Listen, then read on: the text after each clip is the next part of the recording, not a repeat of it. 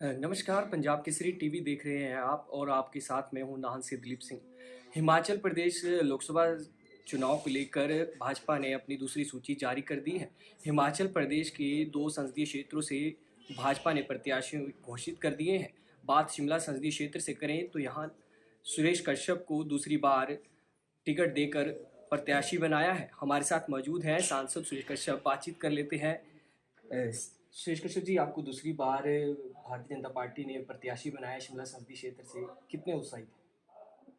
देखिए, सबसे पहले तो मैं अपने शीर्ष नेतृत्व का बहुत बहुत धन्यवाद करना चाहूँगा, जिन्होंने लगातार दूसरी बार मुझ पर भरोसा जताया है और मुझे पार्टी का प्रत्याशी बनाया है।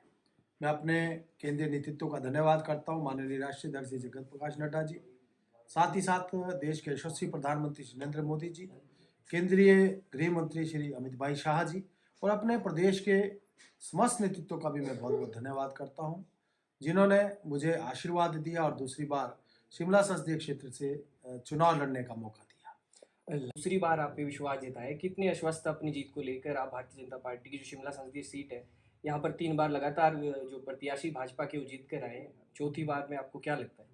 देखिए, मैं तो अपने केंद्रीय नेतृत्व का, अपने प्रदेश नेतृत्व का बहुत बहुत आभारी हूँ, जिन्होंने लगातार मुझ पर भरोसा किया है।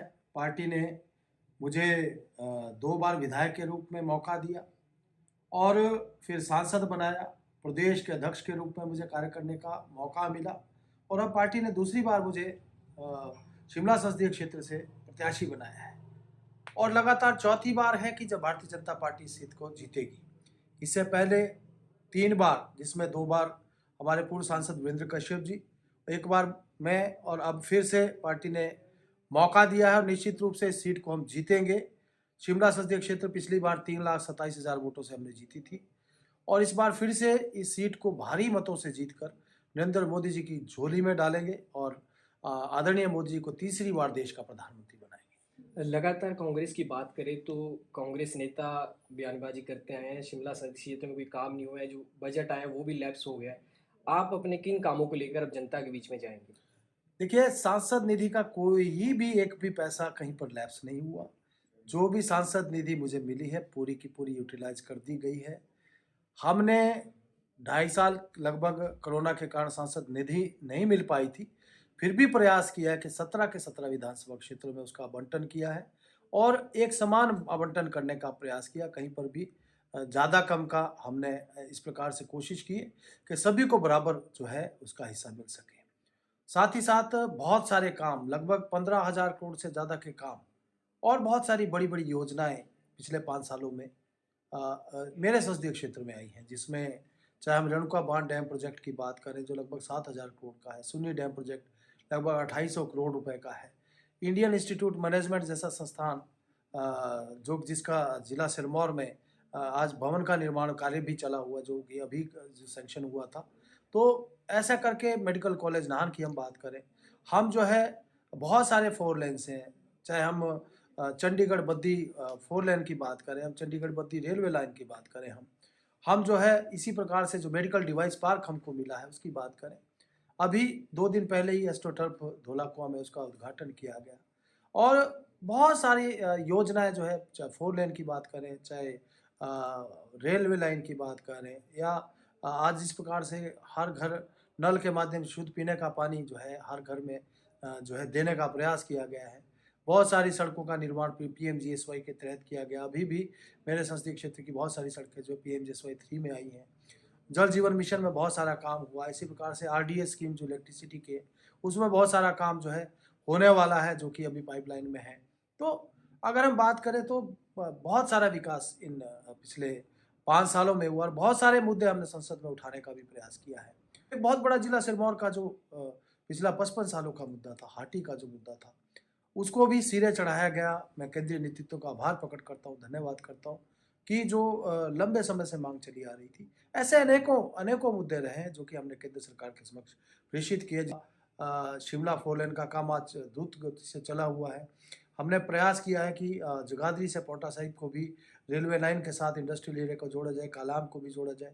वो आने वाले समय के लिए हमारे पास काम है। कुछ हमारा जो शिमला क्षेत्र जिला है, उसमें कुछ सुरंगों का निर्माण को लेकर भी हमने केंद्रीय मंत्री श्री नितिन गडकरी जी के सामने प्रस्ताव रखे हैं और अन्य बहुत सारे ऐसे काम हैं जो कि आने वाले समय में आपको करने हैं।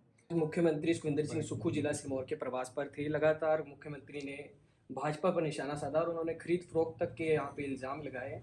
भारतीय जनता पार्टी को लेकर वो बड़े बयानबाजी यहाँ पे की उन्होंने और हिमाचल की चारों लोकसभा सीटों पर उन्होंने जीत का दावा किया है। आप किस तरह से देखते हैं? देखिए, जहाँ तक प्रदेश सरकार की बात करें या मुख्यमंत्री की बात करें तो पहली बात तो ये कि आज जनमत को ये सरकार खो चुकी है।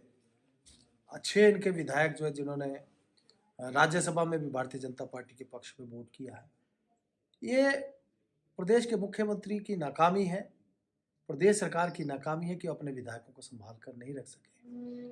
दूसरी बात, जहाँ तक 10 गारंटियाँ इन्होंने दी थी चुनाव से पहले, एक भी गारंटी पूरी नहीं हुई। अब जब लोकसभा के चुनाव के बिल्कुल नज़दीक इन्होंने महिलाओं के खाते में 1 अप्रैल से, मतलब महिलाओं को अप्रैल फूल बनाने का काम किया है।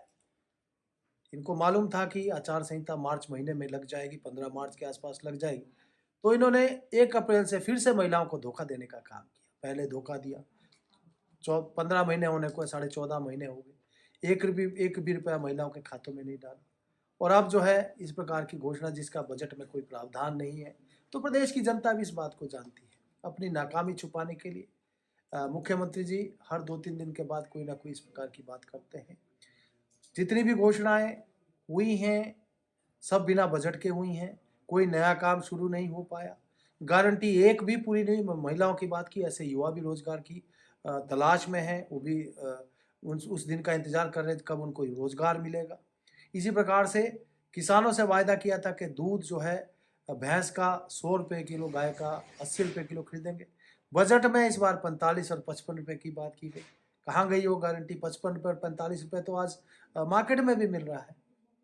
और इसी प्रकार से बागवानों से वादा किया था कि बागवान सेब का मूल्य तय करेंगे, 300 यूनिट फ्री बिजली देंगे। कहाँ गई वो घोषणाएं? सारी हवाई हो गई।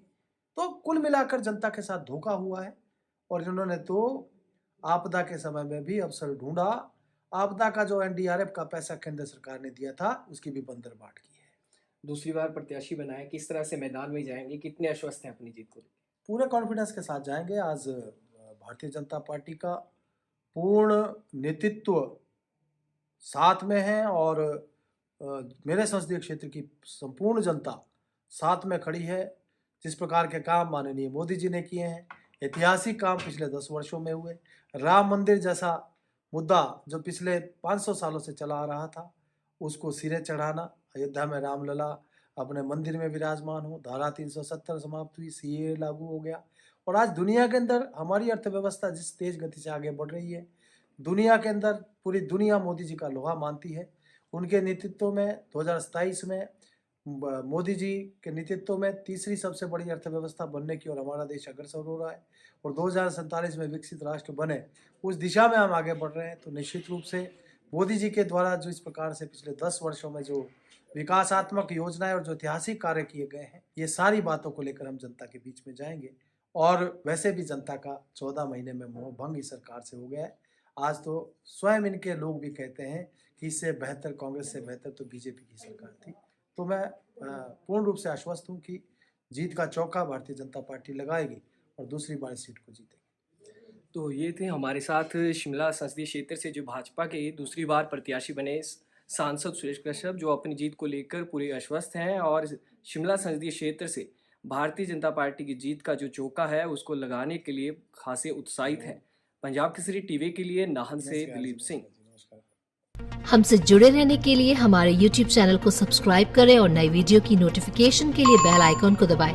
अगर आप ये वीडियो Facebook पर देख रहे हैं तो लाइक जरूर करें और ज्यादा से ज्यादा शेयर करें। इसी तरह के और भी अपडेट्स के लिए फॉलो करें हमारा Instagram पेज himachal.kesari।